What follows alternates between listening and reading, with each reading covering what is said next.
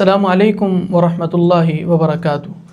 بسم اللہ الحمد للہ والصلاة والسلام علی رسول اللہ وبعد۔ اعوذ باللہ من الشیطان الرجیم، بسم اللہ الرحمن الرحیم۔ شہر رمضان الذی انزل فیہ القرآن۔ رمضان المبارک کی آمد بہت قریب ہے۔ یہ وہ مہینہ ہے جس میں اللہ تعالیٰ کی رحمت بندے کے بہت قریب ہوتی ہے۔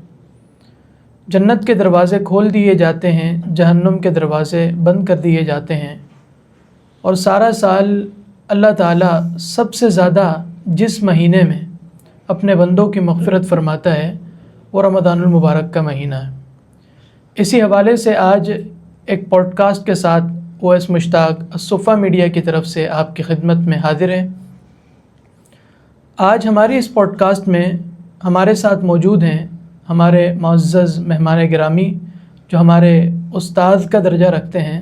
بلکہ یوں کہوں کہ ہمارے استاد گرامی ہیں تو غلط نہ ہوگا۔ ہمارے استاد گرامی فضیلۃ الشیخ عبد الرحمن شاہین الاثری حفظہ اللہ تعالی۔ ہم شیخ محترم کو اس پوڈ کاسٹ میں اہلاً و سہلاً و مرحبا خوش آمدید کہتے ہیں۔ بارک اللہ فیک۔ اللہ تعالیٰ آپ کو جزائے خیر عطا فرمائے، آپ نے ہمیں وقت دیا، بارک اللہ فیک۔ ہمارا شیخ محترم سے یہ سوال و جواب کا سلسلہ چلتا رہے گا، آپ ہمارے ساتھ جڑے رہیے گا۔ ہمارا یہ سلسلہ سوال و جواب کا شیخ محترم کے ساتھ چلتا رہے گا، آپ ہمارے ساتھ جڑے رہیے اور اس پوڈ کاسٹ کو مکمل سماعت فرمائیں۔ پہلا ہمارا سوال ہوگا، شیخ صاحب، رمضان المبارک کی فضیلت و اہمیت اسلام ہمیں کیا بتاتا ہے؟ اس مہینے کے خاص اعمال کیا ہیں؟ بسم اللہ الرحمن الرحیم، الحمدللہ وحدہ والصلاة والسلام علی من لا نبی بعد۔ اللہ تعالیٰ نے جو عبادات مسلمانوں کے اوپر دین اسلام میں فرض کی ہیں، جنہیں ارکان اسلام کی حیثیت دی گئی ہے، ان میں سے ایک اہم ترین رکن جسے ہم عمومی طور پر روزہ کہتے ہیں، اور قرآن کریم میں اسے الصوم یا صیام کہا گیا ہے، یہ اللہ تبارک و تعالیٰ نے اس مہینے میں اس کو فرض کیا ہے، روزوں کو۔ اور یہ رمضان المبارک کا مہینہ وہ مہینہ ہے جس مہینے میں اللہ تبارک و تعالیٰ نے قرآن کریم کو بھی نازل فرمایا۔ اس لحاظ سے اس کو شہر القرآن بھی کہا جاتا ہے، قرآن کا مہینہ، شہر الصیام یا صیام کا مہینہ۔ اور اللہ تعالیٰ کی خصوصی رحمتوں اور مغفرتوں اور بخششوں کا یہ مہینہ ہے، جس میں اللہ تبارک و تعالیٰ کے پیارے پیغمبر جناب محمد الرسول اللہ صلی اللہ علیہ وسلم نے فرمایا کہ الرمضان الی رمضان کفارۃ لما بینہا۔ انسان اگر رمضان مبارک کا مہینہ صحیح طور پر بسر کرتا ہے، یعنی جیسے اللہ اور اس کے رسول صلی اللہ علیہ وسلم نے حکم دیا ہے گزارنے کا یا گزارا ہے نبی صلی اللہ علیہ وآلہ وسلم نے،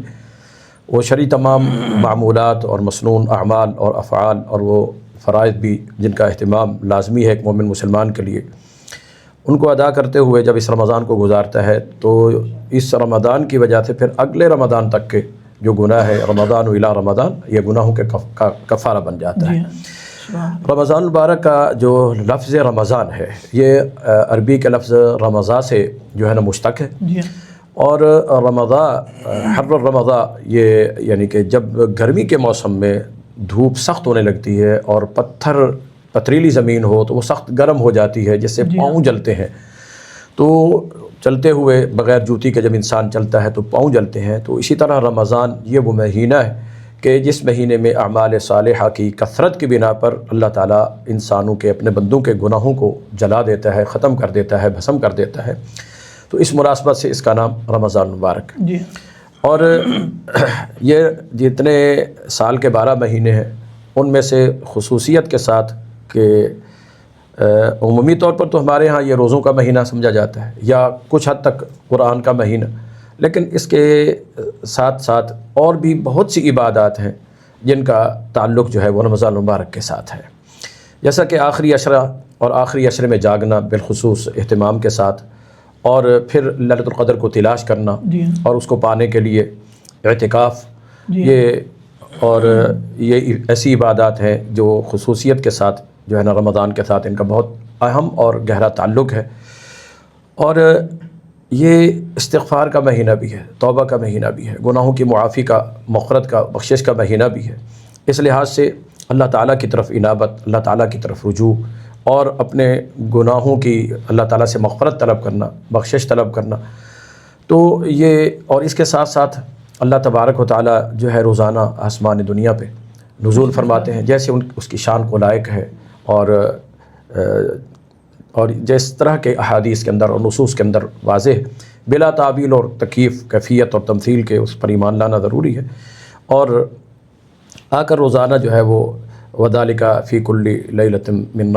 رمضان کی ہر رات میں اللہ تعالیٰ یا باغی الخیر اقبل یا باغی الشر اقصر، اے نیکیاں کرنے والو آگے بڑھاؤ اور اے گناہ کرنے والو اپنے آپ کو گناہوں سے روک لو.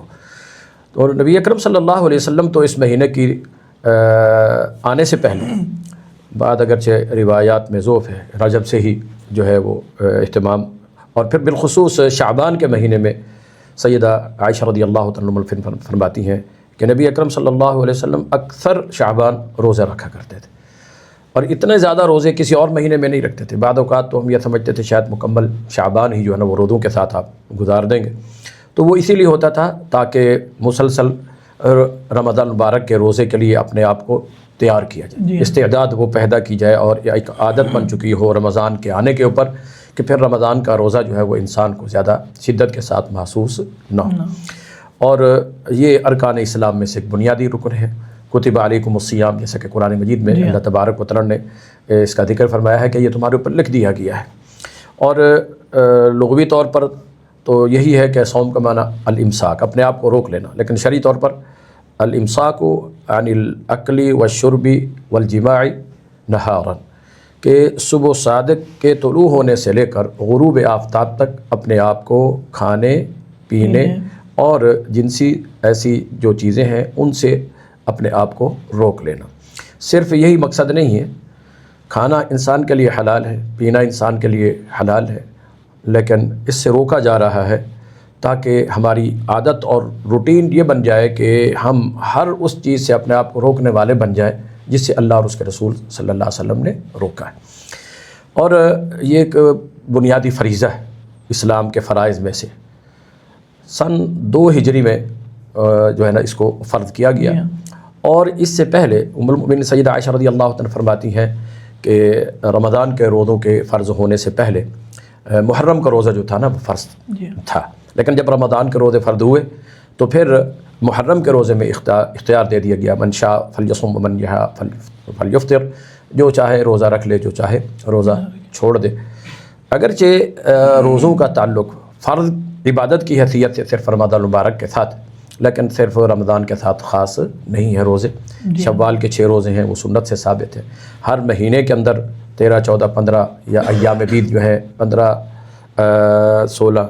یہ جو تواریخ ہیں، ان تاریخوں میں جن کی راتیں جو ہے نا وہ چاندنی چمکنے والی ہوتی ہیں،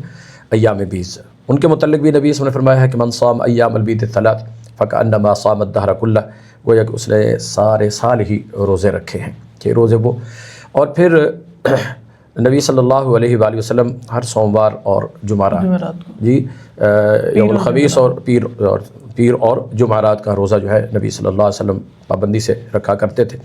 ایک تو وجہ آپ نے یہ فرمائی کہ ان دنوں میں اعمال قبولیت کے لیے اللہ تعالیٰ کے ہاں پیش کیے جاتے ہیں، اور بالخصوص پیر کے دن کے حوالے سے فرمایا کہ ولدت فیہ، یہ شکرانے کے طور پر بھی، یعنی کہ میں اس دن میں پیدا ہوا. تو یہ نفلی طور پر بھی، حتیٰ کہ شرعی طور پر اگر بعض کوئی ایسی غلطی ہو جائے سرزد جس کے مقابلے میں شریعت نے کوئی کفارہ رکھا ہے، تو بعد ایسی کمیوں اور کوتاہیوں کے نتیجے میں جو ہے اس کو ایک کفارے کے طور پر بھی جو ہے نا وہ، یہ حقیقت میں سزا تو نہیں ہے، ایک نیکی کی طرف رغبت دلانے کے لیے، نیکی کی طرف مائل ہونے کے لیے جو ہے وہ ان چیز کو کفارے کے طور پر رکھا گیا. بہرحال بنیادی طور پر رمضان مبارک کے مہینے کے روزے جو ہیں وہ فرض ہے، اور بغیر شرعی عذر کے فمن شہد منکم الشہر فلیصم، جس کو یہ مہینہ ملے تو وہ روزے رکھے. فلیصم یہ امر ہے، امر وجوب کے لیے ہوتا ہے. اور آگے چل کر یہ فرمایا ومن کان منکم مریضا او علی سفر فعدۃ من ایام اخر، کہ اگر سفر کی وجہ سے یا بیماری کی وجہ سے رمضان مبارک کے اندر روزے نہیں رکھ سکتا رمضان کے دنوں میں، تو پھر بعد میں وہ گنتی اس نے پوری کرنی ہوگی. تو یہ بعد میں اس گنتی کا پورا کرنا یہ مزید دلیل ہے اس بات کی کہ یہ ایسا فریضہ ہے کہ انسان کو اس کو ادا کرنا چاہیے اور ادا کرتے رہنا چاہیے. اگرچہ کچھ شرعی عذر اور وہ حالات ایسے ہیں جن میں فدیہ کی صورت رکھی گئی ہے، وہ جب آپ کچھ سوال کریں گے ایسے نا جو کن کن چیزوں میں روزے کی وہ کیا ہے، تو اس حوالے سے انشاءاللہ۔ ایک سوال یہ ہے کہ ہم نے جیسا کہ جانا نبی صلی اللہ علیہ وسلم استقبال رمضان کا کیا کرتے تھے اور شعبان سے اس کی تیاری شروع کر دیا کرتے تھے، تو ہمارے یہاں ایک کانسیپٹ پایا جاتا ہے کہ شعبان کی آخری تاریخوں میں استقبال رمضان کے روزے اور استقبال رمضان کے اس طرح سے پروگرام بنائے جاتے ہیں، تو ان کی کیا شرعی حیثیت ہے؟ صرف ترغیب دینے کے لیے اس کو شرعی حیثیت نہ دی جائے، جی ہاں، لوگوں کو تیار کیا جائے، آمادہ کیا جائے، تاکہ وہ روزے رکھنے میں اور رمضان کی قدر کو پہچاننے میں جو ہے نا وہ ذرا ان کو آگاہی ملے، ان کو اویئرنیس ملے، اور وہ اپنے آپ کو ایک رمضان کس طرح ہم نے بسر کرنا ہے، کیسے گزارنا ہے۔ نبی صلی اللہ علیہ وسلم، صحابہ کرام اور سلف صالحین رحمہم اللہ وہ کس طرح اس کو گزارا کرتے تھے، یہ لوگوں کو آگاہی دینے کے لیے اگر کوئی ایسے دعوتی پروگرام کیے جاتے ہیں تو یہ کسی حد تک ان کی گنجائش ہے، لیکن ان کو شرعی حیثیت نہ دی جائے۔ باقی رہے گی بات خصوصی طور پر استقبال رمضان کے لیے روزے رکھنا، تو نبی صلی اللہ علیہ وسلم نے اس چیز سے واضح طور پر منع فرمایا ہے کہ اس بنا پر کہ بے رمضان کا ہم نے استقبال کرنا۔ ہاں، اس کے لیے استعداد اور تیاری کے طور پر پہلے سے رکھتے آ رہے ہیں اور اخیر تک انسان رکھ لیتا ہے تو کوئی حرج نہیں ہے، یا رمضان سے ایک دن پہلے پیر کا دن آ گیا، ایک دن پہلے جمعرات کا دن آ گیا، اور ایک انسان اس دنوں میں روزہ رکھنا اس کی روٹین تھی، اور اس روٹین کے مطابق نبی صلی اللہ علیہ وسلم کی اس سنت کو مد نظر رکھتے ہوئے رکھتا ہے تو اس کی اور بات ہے۔ پھر صرف محض رمضان کے لیے استقبال کے طور پر امام بخاری رحمۃ اللہ نے باب بھی قائم کیا ہے اور اس کی ممانعت کو ثابت کیا نبی صلی اللہ علیہ وسلم سے، اور اس موقع کے اوپر ایک روزہ جو ہے وہ شک کی بنیاد پر بھی پتہ نہیں رمضان ہے یا نہیں ہے، چاند نظر آیا ہے یا نہیں آیا، تو کہیں ایسا نہ ہو ہمارا رمضان رہ جائے، چھوٹ جائے، تو نکل جائے، شک کی بنا پر بھی، شک و شبہ کی بنا پر بھی۔ اسلام دین حق ہے، اس میں کسی قسم کے شکوک و شبہات اور ظنونات اور قیاسیات اور ان چیزوں کی بنیاد پر کوئی عبادات نہیں ہے۔ یقین کے ساتھ علی بصیرت انا ومن اتبعنی، کہ بصیرت کے ساتھ، ادراک کے ساتھ انسان جو ہے نا وہ ان عبادات کو ادا کرے۔ سوال یہ ہے کہ روزہ جو اللہ تعالیٰ نے ہم پر فرض کیا رمضان المبارک میں، اس کا اصل مقصد کیا ہے؟ روزہ جو اللہ تعالیٰ نے ہمارے اوپر فرض کیا ہے، اس کا مقصد بھی اللہ تبارک و تعالیٰ نے قرآن کریم میں بیان فرما دیا ہے، لعلکم تتقون، تاکہ تمہارے اندر تقویٰ پیدا ہو، جی ہاں، اللہ تعالیٰ کا ڈر، اللہ تعالیٰ کا خوف، اللہ تعالیٰ کی خشیت، اور یہ اسی ڈر اور خوف کی بنا پر تقویٰ وقایہ سے کہ انسان اپنے آپ کو گناہوں سے بچانے والا، محارم سے اجتناب کرنے والا، اور مفاسد سے، شرعی رذائل سے، ہر بری عادات اور صفات سے اپنے آپ کو بچانے کا جو ہے نا انسان کے اندر بلقہ پیدا ہو، استعداد پیدا ہو، تو لعلکم تتقون۔ اور یہی چیز ہی اصل تمام عبادات کے اندر اصل مقصود ہے کہ یا ایھا الناس اعبدوا ربکم الذی خلقکم والذین من قبلکم لعلکم تتقون، تاکہ تم ان عبادات کا مقصد اللہ کا ڈر پیدا ہو، اللہ تعالیٰ کا تقویٰ، اللہ تعالیٰ کا خوف یہ پیدا ہو جائے۔ اور قربانی کے متعلق بھی فرمایا لن ینال اللہ لحومها ولا دماؤها ولکن ینالہ التقوی منکم،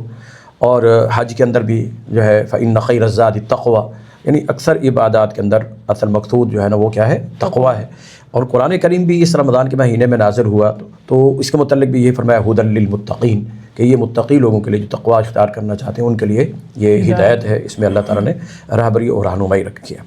تو اپنے آپ کو جب انسان روزہ رکھتا ہے، روزے کی حالت میں بسا اوقات اکیلا ہوتا ہے، کوئی اس کے ساتھ دوسرا انسان نہیں ہوتا، کھانے پینے کی چیزیں بھی اس کے ساتھ بسا اوقات سامنے ہوتی ہیں، مگر وہ اپنے آپ کو ان چیزوں سے روک لیتا ہے، کھانے پینے کی حلال چیزوں سے، اس کی اپنی خون محنت پسینے کی کمائی ہوتی ہے، حتیٰ کہ روزہ افطار کرنے سے، افطاری سے چند منٹ بھی پہلے جب تک سورج غروب نہیں ہو جاتا ہے ان چیزوں کو ہاتھ لگانا بھی، یہ انسان کو پریکٹیکل طور پر تیار کیا جا رہا ہے کہ کس طرح اپنے آپ کو اللہ تعالیٰ کی منع کی ہوئی چیزوں سے، شریعت کی منع کی ہوئی چیزوں سے اپنے آپ کو روکنا ہے، ان حلال چیزوں سے بھی اپنے آپ کو روکنا ہے، جن حلال چیزوں کو تمہارے لیے حلال رکھا تھا اللہ تعالیٰ نے، لیکن اگر اللہ تعالیٰ ان سے روک دیتا ہے تم نے ان حلال سے بھی اپنے آپ کو بچانا ہے۔ تو اس کی بنا پر کہ انسان کے اندر یہ استعداد پیدا ہو، یہ صلاحیت پیدا ہو تقویٰ کی کہ اپنے آپ کو گناہوں سے بچائے، اپنے آپ کو نافرمانیوں سے بچائے۔ جیسے میں نے یہ عرض کیا کہ وقایہ، اپنے آپ کو گناہوں سے، جرائم سے، منہیات سے، ممنوعات سے، ما نہاکم عنہ فانتہوا، جس چیز سے اللہ اس کے رسول نے منع کر دی اس سے اپنے آپ کو روک لیں۔ تو جس طرح یہ چیز ہے تو انسان اپنے آپ کو بعض اوقات کھانے پینے اور جو چیزیں جنسی معاملات وغیرہ ہیں ان سے تو اپنے آپ کو روک لیتا ہے، لیکن وہ اپنی زبان کو نہیں روکتا ہے۔ زبان اس کی جو ہے نا وہ غیبتوں میں چلی ہوئی ہے یا برائی اور بے حیائی کی باتوں کے اندر مصروف رکھتا ہے اپنی زبان کو۔ تو نبی صلی اللہ علیہ وسلم فرمایا ہے کہ من لم يدع قول الزور والعمل به فليس لله حاجة ان يضع طعامه وشرابه وشهوه، کہ اگر وہ بری باتیں نہیں چھوڑتا ہے، برے قول نہیں چھوڑتا ہے، برے عمل نہیں چھوڑتا ہے، تو پھر اس کو بھوکے اور پیاسے رہنے کی کوئی حاجت نہیں ہے۔ اور اسی طرح کم من صائم لیس من صیامه الا الجوع، نبی اس میں فرمایا کتنے ہی روزے دار ہیں کہ ان کو سوائے بھوک اور پیاس کے کچھ نہیں ملے گا۔ وہ وہی لوگ ہیں نا جو روزہ تو رکھ لیتے ہیں ظاہری طور پر، دنیا کی نگاہ میں اپنے آپ کو روزے دار شو کر رہے ہوتے ہیں، لیکن حقیقت میں وہ روزے کے جو مقاصد اور تقاضے ہیں اندرونی، وہ ظاہری تو یہ پورے کر رہے ہوتے ہیں، لیکن اندرونی کہ دل کے اندر اللہ کا ڈر، دل کے اندر اللہ کا خوف، اللہ کی خشیت، جی کہ انسان ظاہری بھی باطنی بھی اپنے آپ کو ہر غلط کام سے روک لے، ہر بری بات سے روک لے، جس چیز سے اللہ اور اس کے رسول صلی اللہ علیہ وسلم نے منع کیا ہے۔ لعلکم تتقون، وقایا کا ایک معنی کہ جب تم لوگ یہ طریقہ کار اختیار کر لو گے، اپنے آپ کے گناہوں سے بچانے لگ جاؤ گے۔ اور تقویٰ میں ایک چیز یہ بھی ہوتی ہے کہ امتثال الاوامر، امتثال الاوامر، کہ صرف یہ نہیں اپنے آپ کو گناہوں سے بچاتے چلے جاؤ تو تقویٰ نا، دو چیزیں ہیں، امتثال الاوامر واجتناب النواہی، گناہوں سے اپنے آپ کو روکنا ہے تو پھر نیکیوں کے کام میں اپنے آپ کو مشغول کرنا ہے، اللہ اور اس کے رسول صلی اللہ علیہ وسلم کے احکام کو جو ہے نا وہ بجا لانا ہے۔ تو لعلکم تتقون، پھر وقایا کا ایک معنی یہ کہ اس کے نتیجے میں جب امتثال الامر، اوامر ہوگا، اللہ تعالیٰ کے احکام کی پابندی ہوگی، اجتناب النواہی، نواہی سے اپنے آپ کو بچانا ہوگا، اس کے نتیجے میں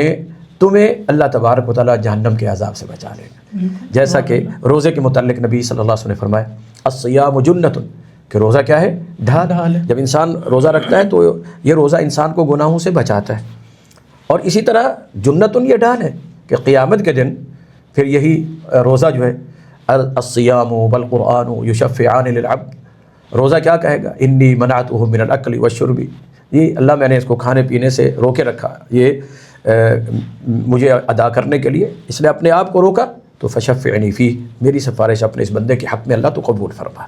تو وہ سفارش یہی ہوگی کہ اللہ اب اس کو عذاب سے تو بچا لے۔ تو روزہ دنیا میں گناہوں سے بچاؤ کا ایک ڈھال اور ذریعہ ہے، اور آخرت میں قیامت کے دن اللہ تعالیٰ کے ناراضگی سے بچنے کا ذریعہ، اور اللہ تعالیٰ کے عذاب سے، مواخذے سے، پکڑ سے بھی بچنے کا ایک ذریعہ ہے۔ تو تتقون یہ ہر لحاظ سے بچاؤ ہے اس کے اندر، دنیا میں گناہوں سے بچاؤ اور آخرت میں پھر اس کے نتیجے میں عذاب سے۔ دنیا میں نیکیوں کی پابندی اور اہتمام، گناہوں سے اپنے آپ کو بچانا، جس کے نتیجے میں پھر جیسے من یتق اللہ یجعل لہ مخرجا، جو تقویٰ کا اختیار، دنیا کے مسائل اور معاملات بھی اس تقویٰ کی بنیاد پر اللہ تعالیٰ اس کے معاملات کو آسان فرما دیتا ہے۔ یہ مقصد اصل میں یہ ہے کہ اپنے آپ کو ہمارے اندر گناہوں سے بچنے کی اور نیکیوں پر جو ہے نا آمادہ ہونے کی صلاحیت پیدا ہو۔ اور آپ جانتے ہیں یہ ایک ملکے کے طور پر انسان میں پیدا ہوتا ہے، آہستہ آہستہ انسان کے اندر، اور تقویٰ ہونا اصل جو مقام ہے وہ دل ہے، دل کے اندر اللہ تعالیٰ کا ڈر، خوف، خشیت۔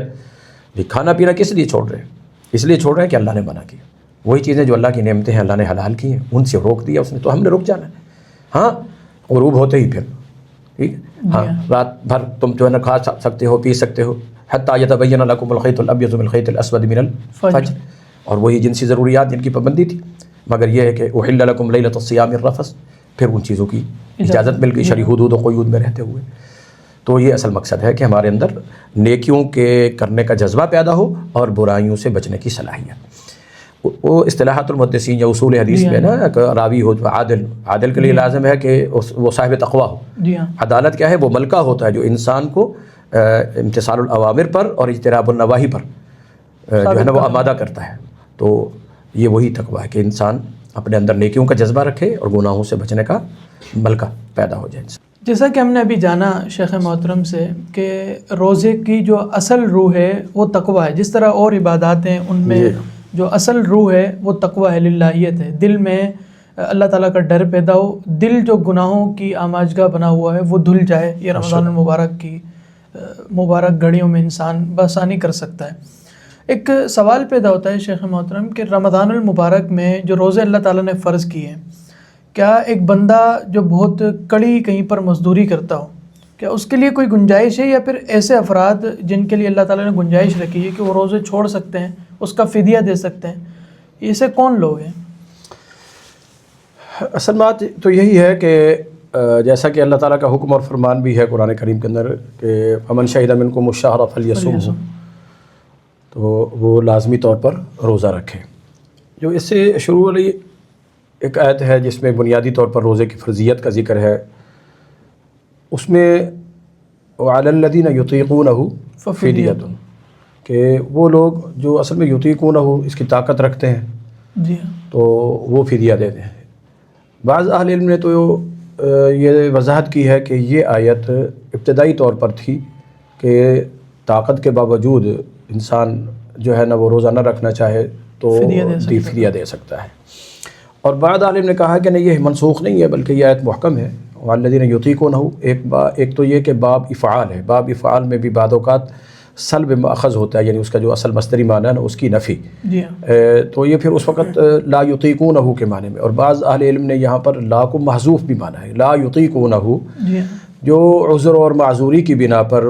مسلسل دائمی بیماری کی بنا پر، یا کوئی شرعی ایسا عذر ہے جیسا کہ حاملہ ہے خاتون کوئی ایسی کہ اگر وہ روزے رکھتی ہے مسلسل نہ کھانے نہ پینے کی بنا پر، روزے کی بنا پر اس کے حمل پر اور پیٹ میں پرورش پانے والے بچے کے اوپر اس کا اثر پڑ سکتا ہے کوئی ایسا، تو ایسی صورت میں وہ بھی اس زمرے میں آ جاتی ہیں کہ وہ فدیہ دے دیں۔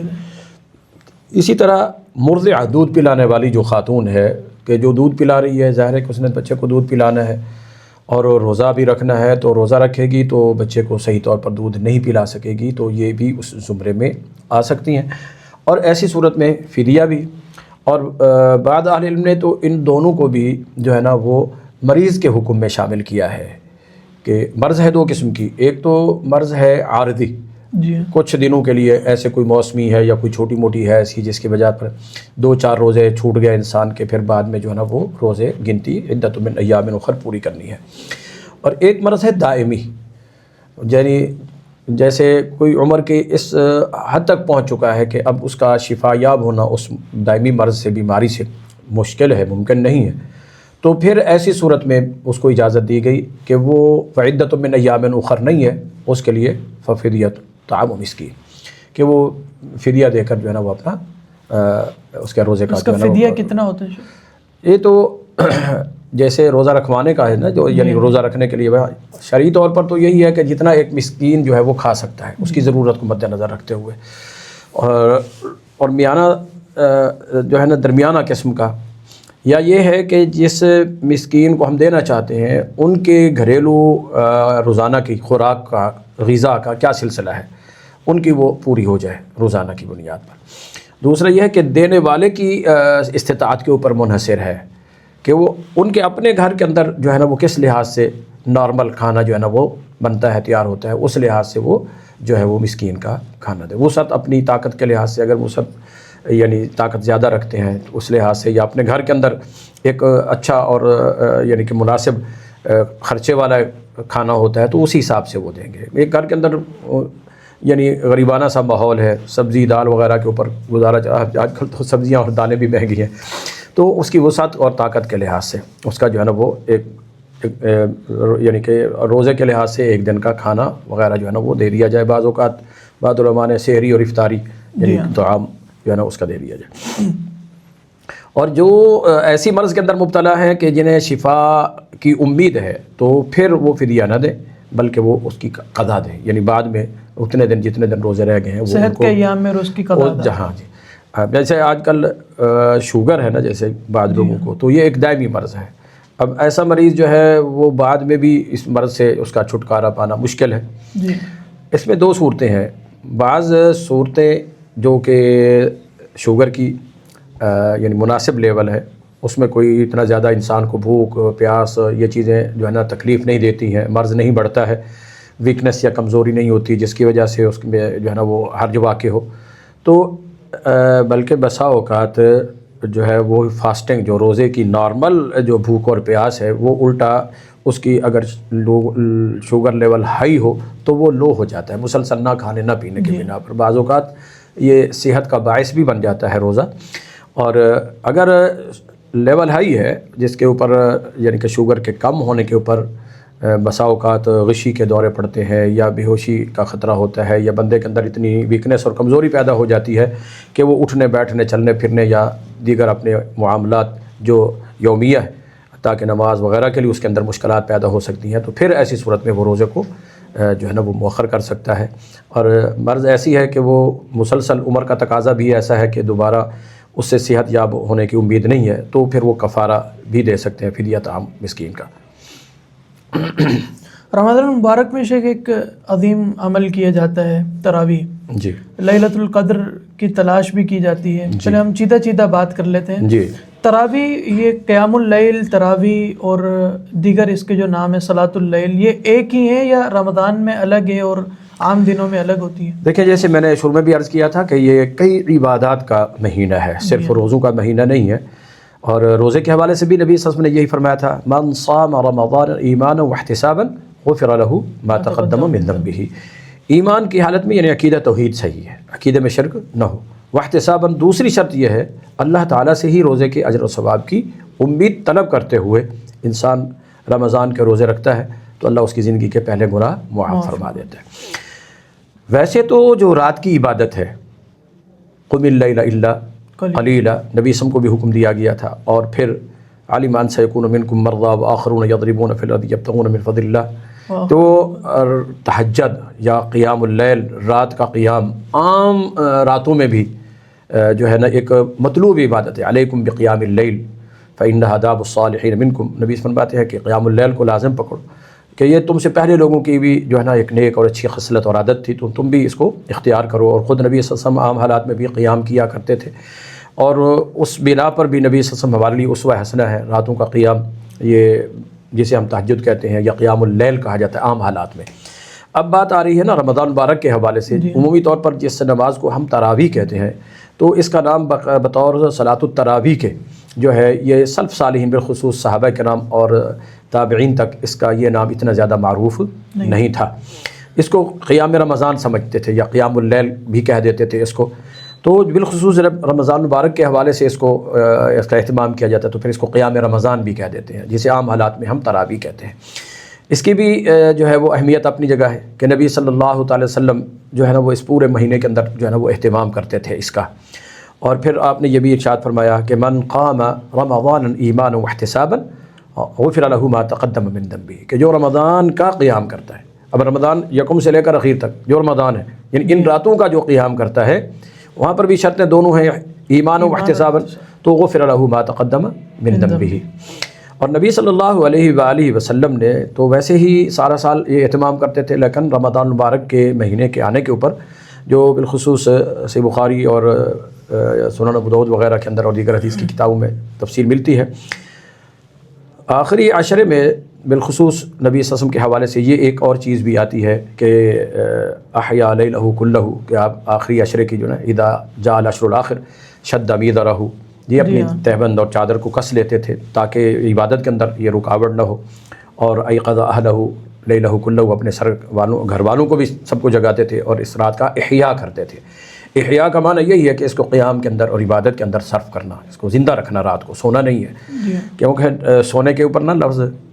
بسم کا اموت ہو احیاء، اب اموت ہو کے بجائے بھی موت نہیں، یعنی نیند نہیں کرنی ہے تم نے، احیاء کرنا ہے اس کو، اس کے مقابلے میں احیاء ہے کہ زندہ رکھنا ہے، یعنی رات کو جاگنا ہے، لیکن ہاں عبادت کے لیے۔ اور اس جاگنے کا مصرف جو نبی صلی اللہ علیہ وسلم کی زندگی سے ہمیں ملتا ہے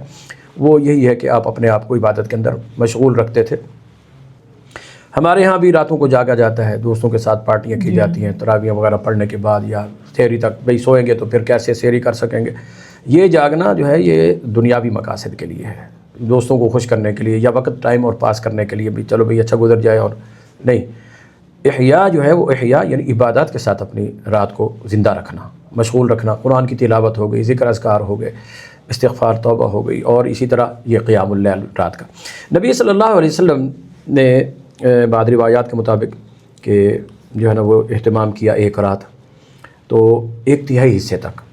ایک تہائی حصے تک عشاء کی نماز پڑھی، اس کے بعد ہی شروع کر دیا۔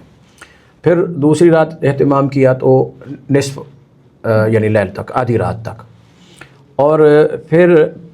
تیسری رات جو ہے وہ آپ رات کے حتیٰ کہ آخری حصے تک، صحابہ کہتے ہیں کہ خشین الفلاح ہمیں سحری کا بھی خطرہ لاحق ہو گیا تھا، بھاگتے دوڑتے ہم نے، یعنی کہ وہ نبی صلی اللہ علیہ وآلہ وسلم نے ان 3 راتوں میں یہ جماعت کرائی، اور لوگوں کو زیادہ علم ہوا تو چوتھی رات لوگ زیادہ کثرت سے جمع ہو گئے، لیکن نبی صلی اللہ علیہ وسلم پھر تشریف نہ لائے، آپ گھر میں ہی رہے، مسجد نبی میں تشریف نہ لائے۔ صحابہ بعض جو ہے نا وہ بلانے کی تو اجازت نہیں تھی نبی صلی اللہ علیہ وسلم کو، کہ گھر میں بھی آپ کا رہنا ایک حکمت اور مسلحت اور شرعی ضرورت کے تحت بھی ہوتا تھا، تو اس لیے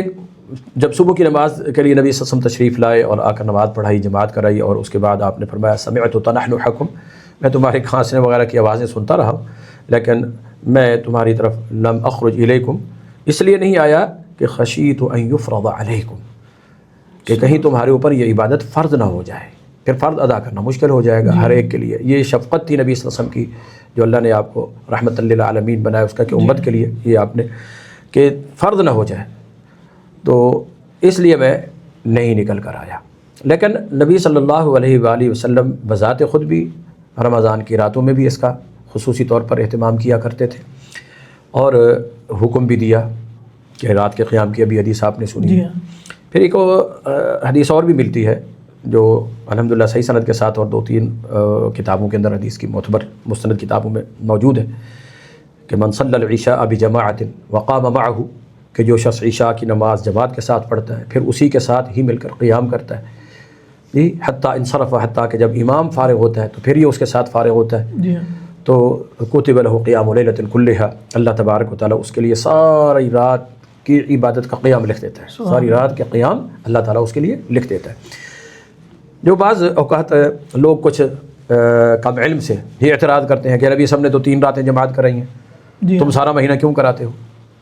تم سارا مہینہ کیوں کراتے ہو؟ ہماری بھی بات سیدھا جی نبی صلی اللہ علیہ وسلم نے 3 راتیں کرائی ہے تو پھر 3 ہی کرنی چاہیے، باقی اپنی مرضی سے، ٹھیک ہے۔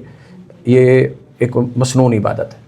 اور اختیاری بھی ہے، اس میں بھی کوئی شک نہیں ہے، جبری نہیں ہے، ایسی زبردستی نہیں ہے، ہاں ترغیب اس کے لیے دی گئی، اور نبی صلی اللہ علیہ وسلم نے بھی اس کو دائماً اختیار کیا، ہمارا بھی حق بنتا ہے کہ ہم اس کو دائماً بھی اختیار کریں، اور رمضان میں بھی جیسے نبی صلی اللہ علیہ وسلم نے اس کا اہتمام فرمایا تو اسی طرح ہی ہمیں چاہیے کہ اہتمام فرمائیں۔ جن 3 راتوں میں نبی صلی اللہ علیہ وسلم نے اس کی جماعت کرائی وہ عشاء سے شروع کی، جی ہاں، ٹھیک ہے جی، اور وتر 1/3 تک، دوسری رات آدھی رات تک، وتر آدھی رات میں، پھر آخری یعنی حصے تک چلے گئے پھر، اور اس کے بعد آپ نے فرمایا میرا دل چاہتا تھا میں آؤں، میں امامت کراؤں، اسی طرح جماعت کراؤں۔ اب یہ نبی صلی اللہ علیہ وسلم کی تمنا ہے، نبی صلی اللہ علیہ وسلم کی چاہت، جیسے نبی صلی اللہ علیہ وسلم بذات خود اعلیٰ ہے تو آپ کی تمنا بھی جو ہے نا کہ کیا ہے میں باقیہ دن بھی اس کے اسی طرح اہتمام کروں، اسی طرح۔ تو نبی صلی اللہ علیہ وسلم کی اس خواہش اور تمنا سے رمضان مبارک پورے کا پورا بھی، یعنی اس تمنا سے ہم یہ سمجھ سکتے ہیں کہ بھی چاہت تھی، خواہش تھی کہ بقیہ رمضان کم از کم اس رمضان میں جو ہے وہ اس کا اہتمام اس طرح کیا جائے جماعت کے ساتھ۔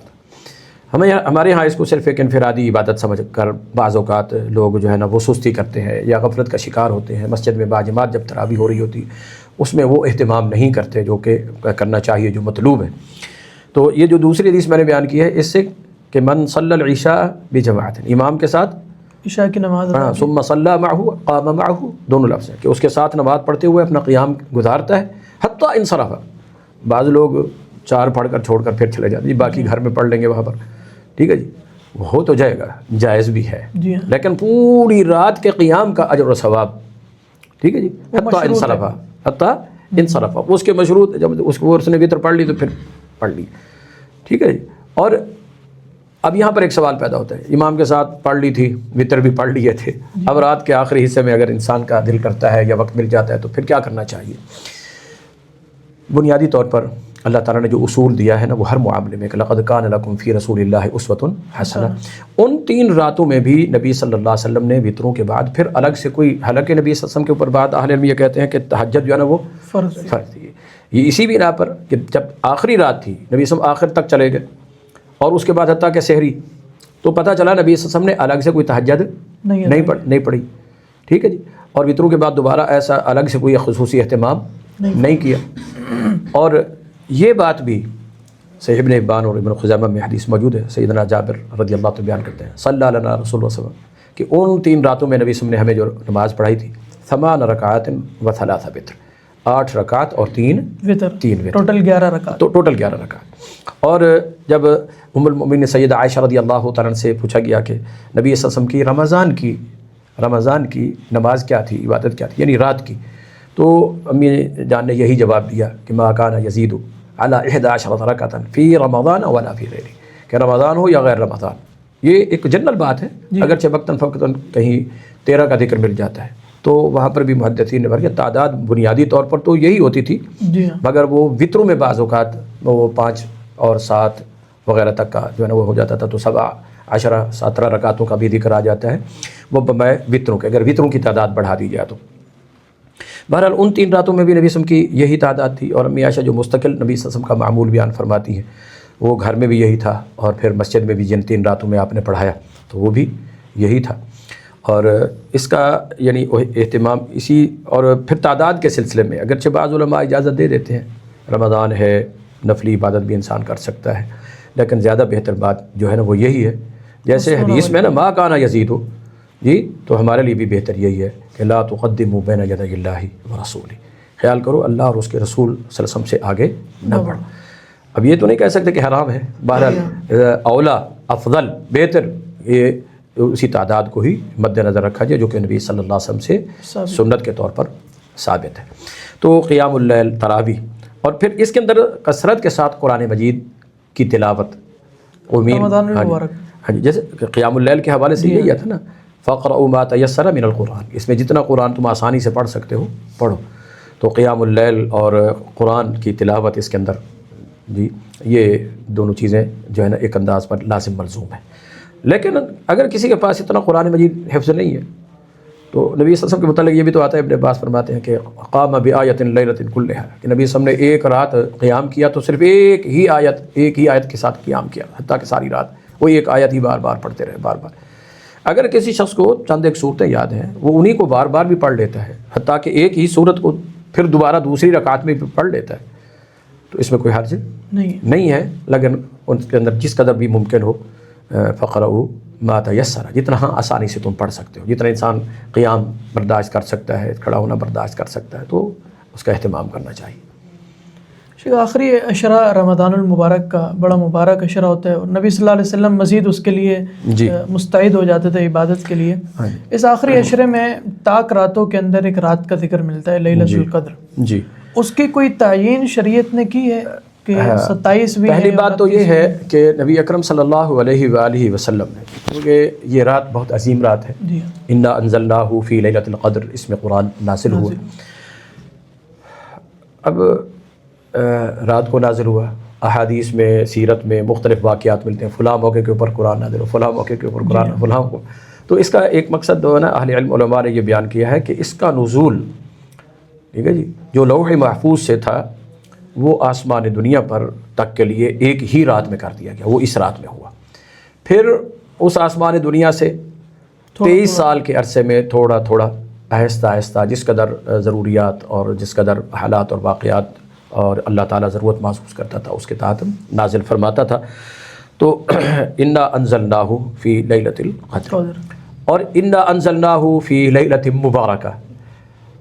جی، وہ جو رات جسے عمومی طور پر ہمارے ہاں یہ گزشتہ دنوں گزری ہے، جسے شب رات بھی کہا جاتا ہے، شب برات کہا جاتا ہے، یا 15 شعبان کی رات، اس مراد یہ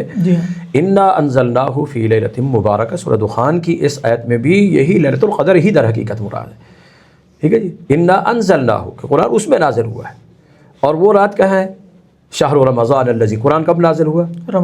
شہر رمضان الذی انزل فیہ القرآن۔ تو انا انزلناہ فی لیلۃ مبارکہ سے مراد بھی وہی ہے۔ بعض لوگوں نے کہا جی فیہا یفرغ کل امر حکیم، کہ اس میں بڑے بڑے حکمت والے فیصلے دانائی کے کیے جاتے ہیں، تو اس لیلۃ القدر کے بارے میں بھی تو اللہ نے یہی فرمایا نا، تنزل الملائکۃ والروح فیہا باذن ربہم من کل امر سلام، وہی امر والی بات یہاں پر بھی ہے۔ تو پتہ چلا یہ دونوں آیتیں ایک ہی رات کے متعلق ہے جس میں قرآن نازل ہوا، اور وہ رات رمضان میں ہے، اور وہ لیلۃ القدر کی ہے۔ ایک تو یہ یعنی قرآن کے روح سے پتہ چل گیا، ثابت ہو گیا کہ وہ شب برات کے متعلق جو لوگ اس آیت کو اس کی طرف نسبت کرتے ہیں وہ غلط ہے۔ اب رہی یہ بات کہ نبی صلی اللہ علیہ وآلہ، چونکہ یہ خیر من الف شہر، یہ 1000 مہینوں سے بہتر، 83 سال 4 ماہ اور 10 دن بنتے۔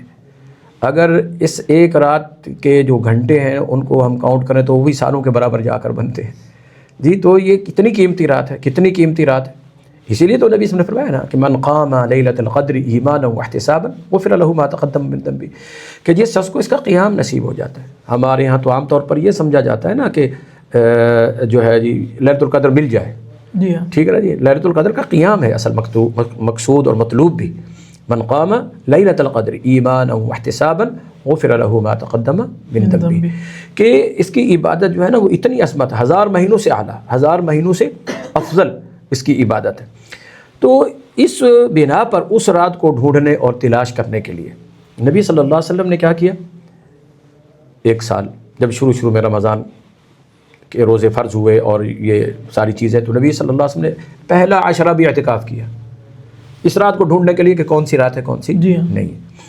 جی جب تک اللہ نے علم نہیں دیا تو آپ نے بھی پہلا عشرہ بھی اعتکاف کیا، پھر دوسرا عشرہ بھی اعتکاف کیا. صحیح بخاری کے اندر موجود ہے. حتیٰ کہ جب 20 دن گزر گئے، نبی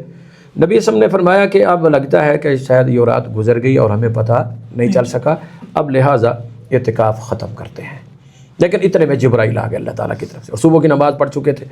تو بھئی وہ جو ہے نا اب آخری عشرہ جو آ رہا ہے نا وہ اس میں ہے. تو پھر نبی صلی اللہ علیہ وسلم نے فرمایا کہ فَالْتَمِسُوهَا فِي الْعَشْرِ الْأَوَاخِرِ. بعد روایت میں وطر کے لفظ بھی آتے ہیں، طاق میں، جیسا کہ آپ بھی کہہ رہے تھے کہ طاق راتوں میں. جی ہاں. تو فی العشر الاواخر، اور نبی صلی اللہ علیہ وسلم جو ہے آخری عشرے کے متعلق اذا دخل العشر الاخر، جب آخری عشرہ داخل ہو جاتا تو آپ کا یہ مستقل معمول ہوتا تھا، طاق اور جفت کے فرق کے بغیر. یحیی کلہ احیا لیلہ کلہ، ساری رات جو ہے نا جاگتے بھی تھے، جگاتے بھی تھے. اور یہ کہ یہ رات اللہ تعالیٰ نے علم نہیں دیا، ٹھیک ہے نا جی، اور علم اس کا اٹھا بھی لیا گیا، ایک دفعہ دیا گیا لیکن آپ بتانے کے لیے آ رہے تھے تو دو بندے آپس میں اختلاف کا شکار تھے. اللہ تعالیٰ ہم سب کو محفوظ فرمائے اس انداز کے اختلاف سے جو امت کے لیے شر کا ذریعہ بنا. خیر کا بنتا تو پھر ہم بھی وہی ایک رات جاگ کے، حالانکہ کوئی عدد مسنون خود نبی صلی اللہ علیہ وسلم سے صراحتاً ثابت نہیں ہے کہ وہ 27 کی رات ہے، 25ویں کی ہے، 23ویں کی ہے، کون سی ہے کون سی نہیں. لیکن اس کے باوجود بعض سلف صالحین کے قول کچھ صحیح کچھ ضعیف کچھ ایسے ملتے ہیں 27 کے ہوتا ہے. تو لوگوں کو دیکھ لیں، صرف ایک رات جاگتے آپ کو نظر آتے ہیں، باقی سارا سال ہی نظر نہیں آتے، حتیٰ کہ باقی رمضان بھی نظر نہیں آتے. تو رمضان کی ہی ایک رات ہے نا، اس کے لیے تم اتنا اہتمام کر رہے تو باقی راتیں بھی تو اسی رمضان کی ہیں. جی. اور جو اللہ اس رات میں معاف کرنے والا ہے وہی ساری راتوں میں روزانہ آسمان دنیا پہ آتا ہے مغفرت کے لیے، بخشش کے لیے. ان راتوں میں تو ہم نہیں اٹھ کر آتے، اتنا اہتمام کرتے. ٹھیک ہے. نبی صلی اللہ علیہ وآلہ وسلم نے بھی آخری عشرے کا پھر اعتکاف کیا، اور پھر اس کے بعد نبی صلی اللہ علیہ وسلم جو ہے نا اس کو خصوصی طور پر جو ہے نا اس کا اہتمام کرتے تھے، اسی تاکہ اس رات کی عبادت نصیب ہو جائے، اس رات کی عبادت نصیب ہو جائے. پھر حتیٰ کہ ایک مرتبہ نبی صلی اللہ علیہ وسلم آخری عشرے میں قیام نہ کر سکے، اور بعض شارحین نے لکھا ہے کہ جب آئے تھے آپ کو خیمے لگے ہوئے تھے نبی وسلم کی ازواج مطہرات کے، ان کے خیمے بھی جو ہے نا ہٹوا دیے، پھر آپ نے بھی اعتکاف نہیں کیا. لیکن پھر یہ ملتا ہے کہ نبی صلی اللہ علیہ وسلم نے شوال کے اندر 10 روزے رکھ کر پھر اعتکاف دوبارہ کیا. اب یعنی یہ ایسی عظیم سنت ہے کہ اگر کسی وجہ سے وہ حکمت اور مصلحت جو تھی ازواج مطہرات کے اہتمام کو دیکھ کر آپ نے تھوڑا سا وہ کیا تھا کہ یہ اس کو بھی وہی خطرہ زیادہ یہی تھا ایسے موقع کے اوپر جب اس انداز کے اعمال سے نبی صلی اللہ علیہ وسلم نے کچھ تھوڑا سا کنارہ کشی کی تو اس کی وجہ یہی ہوتی تھی کہ ان کو امت کے لوگ فرض کا درجہ نہ دینے لگے. فرض ہے، سنت ہے، تو ہر ایک کیٹیگری کو اس کے اندر درجے کو اس کے اندر رکھا جائے، اس کو اس کا درجہ زیادہ اہمیت نہ دے دی جائے. تو بہرحال نبی صلی اللہ علیہ وآلہ وسلم نے پھر اسی رات کو پانے کے لیے اسی رات کو، اور ایک جو آج کل ہمارے ہاں یہ بات، جب ہمارے ہاں طاق رات ہوتی ہے وہ سعودیہ کے اندر اور عرب ممالک کے اندر جفت رات ہوتی ہے. جی ہاں. اور اگر وہاں طاق رات ہوتی ہے تو ہمارے ہاں جفت. تو اب جبرائیل کس طاق کے حساب سے آتا ہے؟ ہمارے طاق کے حساب سے یا اس طاق کے حساب سے؟ یا اس طاق کے لحاظ سے ایک رات میں آ جائے، دوسری رات میں ہماری طرف آ جائے، وہ لیلتن تو نہ رہی، وہ لیلتین بن گئی. جی ہاں. 2 راتیں بن گئی، حالانکہ 2 راتیں نہیں ہیں، وہ رات تو ایک ہی ہے. اسی لیے نا ہمارے شیخ محترم مولانا سلطان محمود صاحب رحمہ اللہ تعالی یہ فرمایا کرتے تھے کہ بھئی اس آخری عشرے کا پورے کا پورا ہی اہتمام کیا جائے اس طاق سے ہٹ کر. بلکہ وہ تو یہ فرماتے تھے نا کہ سبعاً طبقہ خامسۃً طبقہ، جہاں اتنی راتیں باقی تھی تو نبی صلی اللہ علیہ وسلم نے وہ قیام کیا، جو حدیث آتی ہے نا کہ قیام کیا، اتنی باقی تھی. اب باقی کی گنتی کہاں سے شروع کی جائے؟ پہلے سے شروع کی جاتی ہے تو پھر پتہ چل جاتا ہے کہ یہ رات طاق کی آ رہی ہے، یہ جفت کی آ رہی ہے، یہ طاق کی آ رہی ہے، جفت کی آ رہی ہے. اگر 5 دن باقی، کتنے پتہ نہیں 29 بنیں گے یا 30 بنیں گے. جی ہاں. جی اگر ہم آخری جو ہے وہ 30 بناتے ہیں، ٹھیک ہے جی، تو اب طاق کی ترتیب اور بن جاتی ہے، اگر 29 بناتے ہیں تو طاق کی ترتیب اور بن جاتی ہے۔ تو اس طرح شیخ محترم محدث سلطان محمود صاحب رحمہ اللہ تعالیٰ وہ یہ فرمایا کرتے تھے کہ یہ فرق نہیں کرنا چاہیے، پھر یہ فرق طاق کا بس پورا جو ہے نا وہ عشرہ اس اہتمام کے ساتھ ہی انسان گزارے تاکہ اسے لیلۃ القدر نصیب ہو جائے۔ اور یہ عبادت کا شرف اور مقام اور اجر و ثواب جیسے آتا ہے کہ فی کبکبۃ من السماء، یا آسمان سے ملائکہ کے جھرمٹ جبرائیل آتا ہے جو قیام کر رہا ہو، جو عبادت کر رہا ہو، جو تو اس کو وہ لیلۃ القدر کی برکتیں مغفرتیں وہ نصیب ہوتی ہیں۔ تو یہ اہتمام آخری عشرہ مکمل کرنا چاہیے۔ اللہ تعالیٰ ہم سب کو عمل کی توفیق عطا فرمائے۔ آخری ایک سوال ہے کہ رمضان المبارک اللہ تعالیٰ سب سے پہلے دعا ہے اللہ تعالیٰ میں توفیق عطا فرما دے اس کا صحیح فائدہ اٹھانے کی۔ رمضان میں بندہ عبادت کرتا ہے جی، اب جیسے ہی شوال کا چاند نظر آتا ہے اس کے بعد دل کی کیفیت، ایمان کی جو کیفیت ہوتی ہے، کچھ اثرات تو ہوتے ہیں لیکن ایک دم سے روٹین میں چینج آنا شروع ہو جاتا ہے اور رمضان والی کنڈیشن نہیں رہتی، تو اس کو برقرار کیسے رکھا جا سکتا ہے؟ ویسے ہی نیکیوں کی طرف رغبت کیسے اس کو برقرار رکھ سکتا ہے؟ دیکھیے یہ رمضان مبارک کے اندر جیسا کہ یہ بات بھی شروع میں آئی تھی کہ یہ قرآن کے نزول کا مہینہ ہے، تو نبی صلی اللہ علیہ وسلم خصوصی طور پر اہتمام کرتے تھے جبرائیل کے ساتھ، کانا یدارسہ القرآن، جب رمضان کا مہینہ آتا تھا جبرائیل کے ساتھ مدارسہ ہوتا تھا، جتنا قرآن نازل ہو چکا ہوتا جبرائیل نبی صلی اللہ علیہ وسلم کو سناتے، نبی صلی اللہ علیہ وسلم جبرائیل کو، حتیٰ کہ وہ جو آخری رمضان تھا نبی صلی اللہ علیہ وسلم نے 2 دفعہ پورا قرآن جبرائیل نے پورا قرآن نبی صلی اللہ علیہ وسلم کو 2 دفعہ، اور پھر قیام اللیل کے اندر اس کی تلاوت، اور اس کے علاوہ ویسے بھی وقتاً فوقتاً قرآن مجید کی تلاوت اور مختلف نبی صلی اللہ علیہ وسلم کی مسنون صورتوں کی تلاوت، جیسے رات کو سورہ ملک وغیرہ اور سورہ جو ہے 1-2 صورتیں اور بھی احادیث صحیحہ سے ثابت ہیں۔ آپ یعنی چلتے پھرتے قرآن مجید کی جو اللہ تعالیٰ نے اپنے بندوں کی صفت بیان کی، یتلونہ آناء اللیل واطراف النہار، کہ دن کے اوقات میں، رات کے اوقات میں اس کی تلاوت کرتے ہیں، اور چونکہ یہ نزول قرآن کا مہینہ اس لیے قرآن کے اندر اس کا اہتمام اور زیادہ، تراویح میں بھی، قیام اللیل میں بھی، اس کے ساتھ ساتھ اس کے علاوہ بھی، تو اس کا اہتمام جو ہے نا وہ قرآن مجید کا نبی صلی اللہ علیہ وسلم کثرت کے ساتھ کرتے تھے۔ تو ہمارا بھی حق بنتا ہے کہ ہم قرآن کے ساتھ اپنا ناطہ، اپنا تعلق جوڑیں۔ اور نبی صلی اللہ علیہ وسلم نے فرمایا تھا نا، الا ان القلوب تصدع، دل زنگ آلود ہوتے ہیں، جی ہاں جی، کما یصدع الحدید۔ صحابہ نے پوچھا تھا وما سیاقلتها، کہ ان کی جو زنگ ہے یہ کیسے دور ہوگا؟ تو نبی صلی اللہ علیہ وسلم نے کیا فرمایا تھا؟ کثرت تلاوت القرآن و کثرت ذکر الموت۔ رمضان کے گزرتے ہی ہمارا قرآن کے ساتھ تعلق ٹوٹ جاتا ہے، دلوں میں پھر وہی میل کچیل آنا شروع ہو جاتا ہے۔ جو رمضان میں مسلسل روزے رکھ کر ہمارے اندر تقویٰ کی صلاحیت پیدا ہو رہی تھی جی، تو وہ روزے فرض رمضان کے ساتھ ہیں، لیکن اس کا یہ مطلب تو نہیں ہے کہ بس رمضان گزرتے روزے ختم ہو گئے۔ ثم اتبع ستا من شوال، ٹھیک ہے جی، ہر پیر اور ہر جمعرات کا روزہ ہے، جی ہاں، اور ایام بیس کے روزے ہیں، کہاں ختم ہوئے ہیں؟ اگر انسان یہ تسلسل کے ساتھ رکھتا رہے تو وہ رمضان کی خیر حاصل ہونے والی برکت، وہ تقویٰ کی ثمرات وہ انشاءاللہ قائم دائم رہتے ہیں انشاءاللہ۔ یہی وجہ ہے کہ ہم رمضان کے حالانکہ سوچے انسان، جو اللہ رمضان کا رب ہے، لیلۃ القدر کا رب ہے، آخری عشرے کا رب ہے، باقی راتوں کا بھی رب وہی ہے، جی ہاں، اور یہ بھی ہمارا عقیدہ ہے سلف سے، جی ہاں، بالخصوص اہل الحدیث کا، کہ اللہ تعالیٰ کی کسی بھی صفت میں کبھی بھی نقص واقع نہیں ہوتا۔ یہ تو نہیں ہے کہ رمضان میں تو وہ غفار ہے، غفور ہے، معاف کرنے والا، رحیم ہے، رحمان ہے، لیکن شوال کا پہلا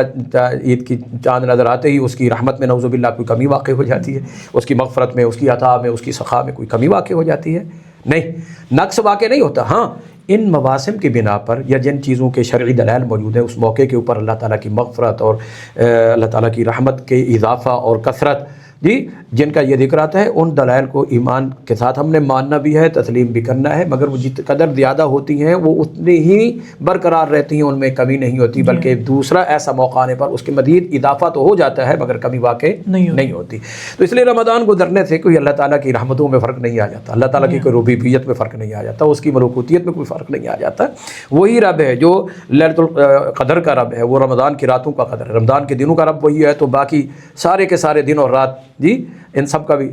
مالک کون ہے؟ اللہ تعالیٰ۔ تولج اللیل فی النہار وتولج النہار جی انا الدہر اقلب اللیل والنہار، فرمایا نا دہر میں ہی ہوں. جی ہاں. جی یسب الدہر، بندہ ابن آدم جو ہے نا دہر کو گالی دیتا ہے تو دہر میں ہی ہوں، زمانہ میں ہی ہوں. جی ہاں. یہ اقلب اللیل، یہ سارا کچھ کون کر رہا ہے؟ اللہ تعالیٰ. ایک چیز یہ کہ اس میں کمی واقع نہیں ہوتی، لہٰذا ہمیں بھی چاہیے کہ ہم بھی اپنے معمولات میں کمی نہ لائیں، بلکہ ان کو کم از کم قائم اور دائم تو رکھیں. ایک بزنس مین ہے، کاروباری ہے، وہ کو ڈیل کرتا ہے، اس میں کچھ اس کے پاس مال حاصل ہوتا ہے اس کو، تو اب اس کی پونجی ہوتی ہے، وہ محنت کی کمائی ہوتی ہے اس کی. اب کوشش کیا ہے؟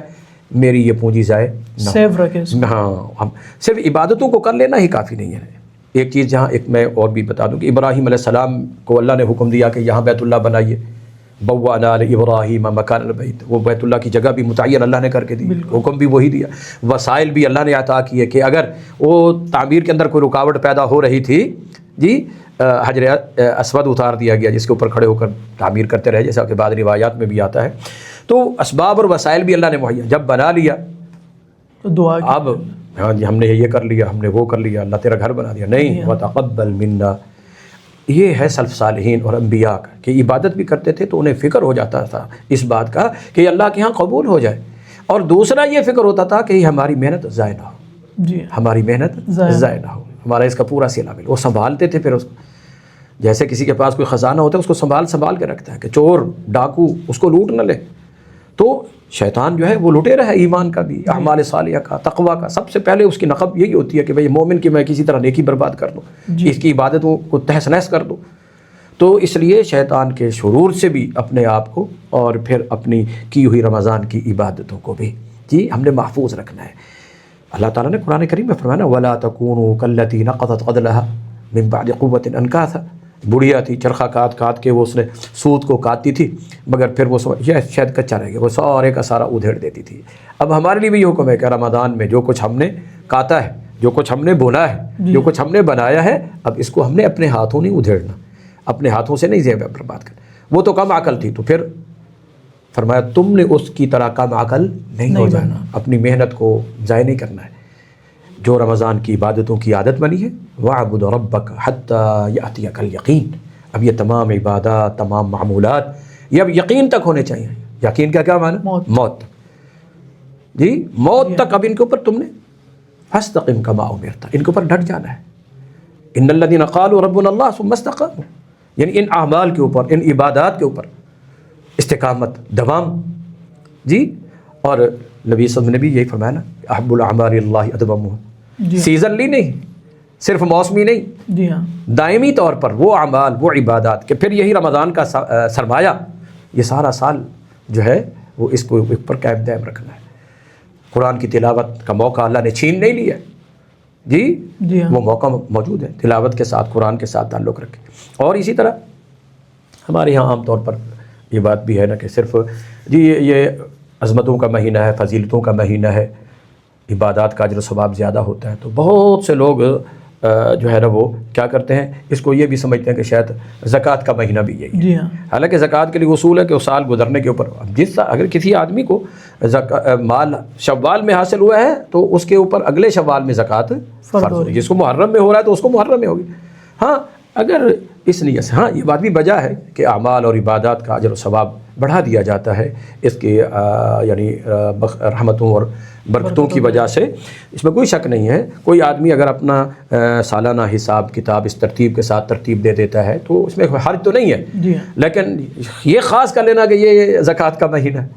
یہ بات صحیح نہیں ہے. ٹھیک ہے نا، جیسے ہی انسان کے مالی معاملات چلتے ہیں تو اس طرح اس کا سال کا. تو اسی طرح رمضان کے ساتھ یہ سمجھنا کہ زکوٰۃ، صدقہ، خیرات خاص ہے. رمضان کے بعد کوئی اگر ضرورت مند آ جاتا ہے تو جی بس رمضان میں آنا، اب وہ بیچارہ شوال میں اس کی حاجت اور ضرورت ہے، اس کو اگلے رمضان کی پیشی دے دو جی. اور کچھ نہ کچھ بنتا بھی ہے.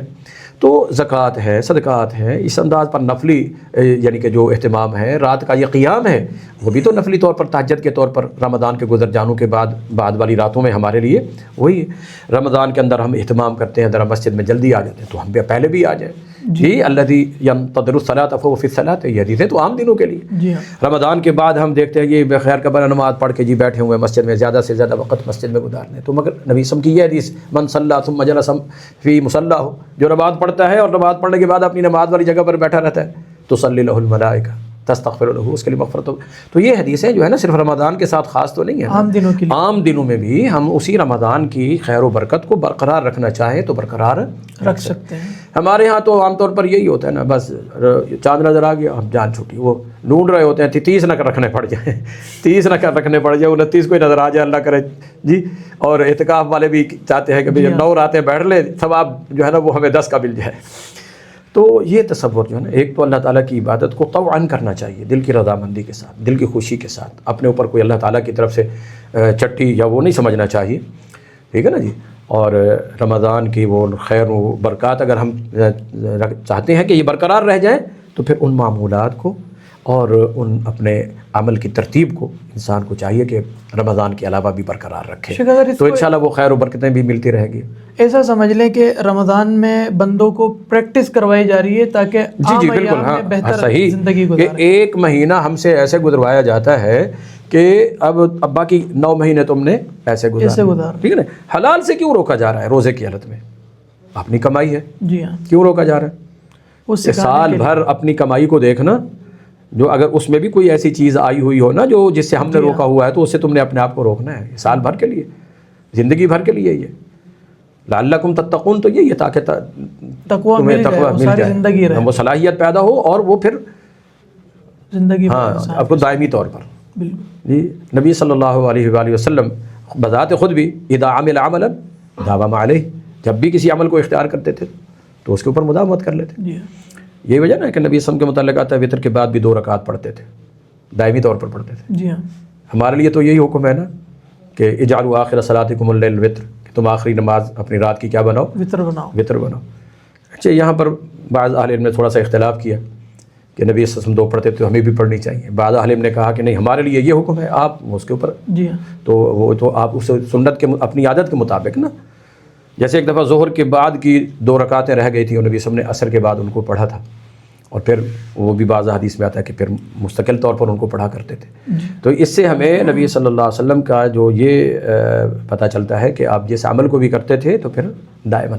تو ہمیں بھی چاہیے کہ ہم رمضان کے اعمال کو, معمولات کو, عبادات کو اپنا ایک دائمی مستقل جو ہے وہ اپنی زندگی کا حصہ بنائیں, معمولات یومیہ میں انہیں شامل کریں, جو نبی صلی اللہ علیہ وسلم کے جیسے معمولات ہوتے تھے نا اسی انداز پر. اللہ سے دعا ہے اللہ تعالی ہم سب کو عمل کی توفیق عطا فرمائے. جی اور کوئی بات؟ آج تک کے لیے اتنا کافی ہے شیخ. ایک چھوٹی سی درخواست ہے, ہمارے ادارے کے بارے میں کچھ تاثرات اگر آپ بیان کرنا چاہیں. جی ماشاء اللہ, اللہ تعالیٰ کے فضل و کرم سے یہ مرکز اصحاب الصفہ اس میں حاضری کا موقع ملا, پہلے بھی ملتا رہتا ہے الحمدللہ. تعلیمی شعبہ بھی الحمدللہ اس ادارے کا ہم نے دیکھا, اساتذہ کی تدریس کے دوران بھی الحمدللہ اس سے قبل ہم حاضر ہوئے, اور الحمدللہ قرائے کرام کو حفظ کی کلاسوں کے اندر پڑھاتا ہوا, اور مدرسین اور علماء کو الحمدللہ کلاسوں میں ترتیب کے ساتھ, اہتمام کے ساتھ. جگہ اگرچہ چھوٹی سی تھی, مختصر تھی, اب ایک اور بھی الحمدللہ حاصل کی گئی, اور دعا ہے کہ اللہ تعالیٰ اس کو مزید وسعتیں عطا فرمائے. اور اللہ تبارک و تعالیٰ ہمارے جتنے بھی احباب ہیں ان کے اخلاص میں بھی اللہ تعالیٰ برکتیں فرمائے اور قبول فرمائے, اور اللہ تعالیٰ ان کی تمام جہود طیبہ مبارکہ مثمرہ الحمدللہ جس کا واضح طور پر جو ہے الحمدللہ نظر آ رہا ہے نتیجہ بہتر سے بہتر انداز میں طلباء میں بھی, اور الحمدللہ منصوبین اور متعلقین کے اندر بھی الحمدللہ ایک عمل کا جذبہ, دین کی نشر و اشاعت کا جذبہ, تعلیم و تعلم کا سلسلہ الحمدللہ جیسے ہمارے ان دوستوں اور بھائیوں کے عزائم اور ارادے ہیں. اللہ تبارک و تعالیٰ اپنی رحمت اور مہربانی سے اپنی رضا کے لیے ان ارادوں کے اندر انہیں کامیابی اور کامرانی عطا فرمائے, اور اپنی رحمت خاص اللہ تعالیٰ نازل فرماتا رہے. اور یہ تبھی ممکن ہے کہ جب اخلاص کے ساتھ ساتھ ادارہ کے جتنے متعلقین ہیں وہ اہل علم سے, علماء سے, مشائخ سے ماشاءاللہ, بالخصوص کراچی کے جو ہمارے مشائخ ہیں ان مشائخ کے ساتھ وابستگی اور ان کی سرپرستی کے اندر ہی یہ معاملہ انشاءاللہ جاری ساری رہے تو اس میں زیادہ خیر, زیادہ برکت ہے. تو انشاءاللہ عزیز بہت دل خوش ہوا ہے, اور بالخصوص اس کا یہ یعنی کہ شعبہ جو ہے ملٹی میڈیا کا, اور یہ الحمدللہ تعلیم و تعلم کے ساتھ ساتھ تبلیغی اور دعوتی نشاطات اور سرگرمیاں اور سوال و جواب کی نشستیں اور اس طرح کی پوڈ کاسٹس جس میں امت کے لیے فائدہ ہے, اور صرف ایک محدود طبقے تک نہیں، انشاءاللہ غیر محدود طبقے تک پوری دنیا کے اندر نیٹ کے اوپر الحمدللہ یہ سلسلہ اللہ تعالیٰ اس کو وسیع فرمائے اور لوگوں کی ہدایت کا ذریعہ بنائے، اور آپ کی جہود میں اللہ برکتیں عطا فرمائے، قبولیت بھی عطا فرمائے، مزید توفیق اور اپنی رضا اور اخلاص نصیب فرمائے۔ جزاکم اللہ احسن جزا۔ اب تک کے لیے اتنا کافی ہے۔ اللہ تعالیٰ آپ تمام احباب کو جزائے خیر عطا فرمائے۔ اس پوڈ کاسٹ کو مکمل دیکھنے کے بعد مزید اپنے بھائیوں، دوستوں، احباب اور رشتہ داروں کے ساتھ شیئر کیجیے، اور رمضان المبارک کے لیے مضبوط اور مستعد ہو جائیے۔ اللہ تعالیٰ ہم سب کو عمل کی توفیق عطا فرمائے۔ السلام علیکم ورحمۃ اللہ وبرکاتہ۔ وعلیکم السلام ورحمۃ اللہ وبرکاتہ۔